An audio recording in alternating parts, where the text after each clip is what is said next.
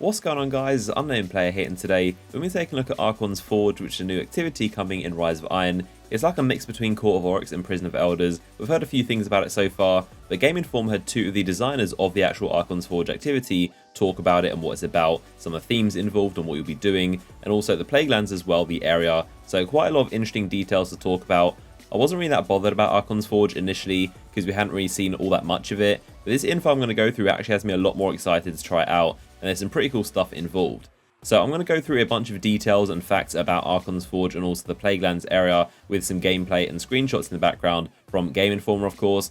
So the location, as I've said, is set in the Plaguelands, which makes it kind of a hybrid between Court of Oryx, where you can walk up to it in Patrol with random match-made people. You don't have to actually launch it from the director. It's just going to be there in the Plaguelands Patrol. If you go over to the area, you'll be able to see the actual encounters going on, but it's also a little bit more structured, similar to Prison of Elders. So you actually come to this location more during the campaign as well. There are some missions that will take place here. Of course, killing enemies is going to drop Siva offerings, and that's how you actually activate the encounters. So it's very similar to the different runes we had for the Court of Oryx. There was a common one, a rare one, and a legendary one. There'll be different rarities and different types of actual Siva offerings you can present, and each one will offer a different kind of encounter. Different enemies and bosses will spawn depending on which one you activate. In the footage that they showed, it didn't really correspond much to Archons Forge. They showed a Vandal dropping a Siva actuator, which is simply just a patrol mission, so I'm not sure why they showed it, and also a Splicer key, which is another drop you can get from enemies. And as I showed in a video previously, that is actually a key that used to open up a laser door, which is somewhere else in the Plaguelands. So I don't think the Splicer key is actually related to Archons Forge. It may be,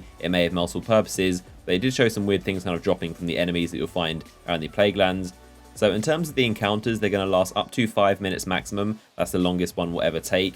There are encounters for every single Splicer type, so starting from the Dregs all the way to like the Captains and the Archon bosses. There'll be different kind of tiers. You'll see ones where the Dregs get enraged and you'll be facing a bunch of those. And then obviously in the different tiers, there'll be Servitors, Vandals, all the different kind of enemies that you have in the Splicer hierarchy. And there are also unique bosses in each encounter with some new abilities never seen before. There are also unique rewards from Archons Forge, and Game Informer previously mentioned a full set of Forge gear, which apparently looks sleek and futuristic. Unless they've snuck it in somewhere, we don't actually have any images of what this Forge gear is going to look like, so it's a surprise so far, which is cool. It's going to be definitely interesting to see what it does look like, but I'm just glad it's not going to be this Fallen-inspired gear similar to the Prison of Elders. I think that stuff looks pretty ugly, but this apparently is sleek and futuristic. So they also talked about the Plaguelands. They said it's a very interesting contrast between the outside of the Plaguelands, which mostly is very cold and it's like an extreme blizzard, lots of fog and snow everywhere. And when you go inside the Fallen buildings, it's all hot and muggy and there's magma and Fallen tech. So there's a very different contrast between the outside and the inside of this Fallen fortress. They do have these lava pits or magma, I guess, and if you step in them, they will actually burn you. So it's a real dungeon-like place, very evil, very fallen, lots of hazards everywhere. If you die, you're going to get trapped behind this kind of laser door that burns you and stops you from going back into the area. It's like an observation deck where you have to sit and watch the remaining players' actual fight, which is really funny. It's like a Colosseum, and you can actually complete objectives or buy your way out of this actual zone to get back into the fight, which is pretty interesting. You can do that.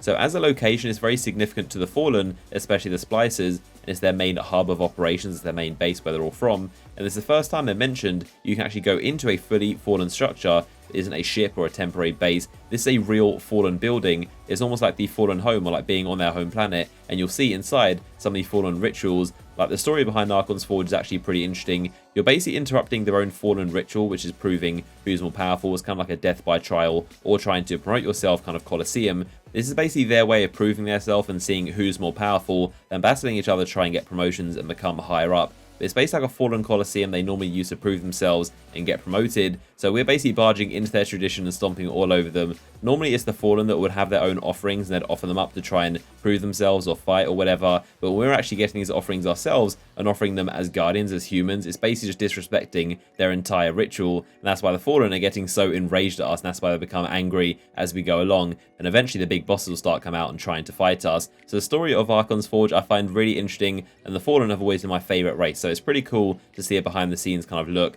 at how the Fallen work. And the final thing I want to draw your attention to is an Ultra Dreg, as you can see right here. This guy's called an Enhanced Dreg, and this is literally, as you can see, the lowest tier in the Fallen, a Dreg, being an Ultra, which is pretty crazy, definitely a first for Destiny, and this guy's actually really strong. When the player shot him with the Kvostov, he appeared to be immune, so you probably have to do some kind of mechanic to do damage to him, maybe kill the enemies around him, or get some kind of buff somewhere in the room. But he was actually immune, and when he got killed by him, he pretty much just got melted. So this is probably one of the hardest encounters you can do. Obviously, he's not the final boss of the entire Archons Forge. I'm pretty sure the final boss will be the Archon himself. But evidently this Dreg, this enhanced one, is another one of the final bosses. You'll see that Dreg is literally an ultra by himself. But there you go. That is some of the information we've gotten about Archon's Forge, a new activity, coming alongside the raid and the strikes and missions and all the other stuff. So let me know your thoughts in the comment section. What are you thinking so far about Archon's Forge? Seems pretty cool so far, and I'm loving how you can get a full set of Forge gear from it. I want to see what that looks like. But I hope you guys enjoyed the video. Drop a like rating if you did, and I'll see you guys in the next one.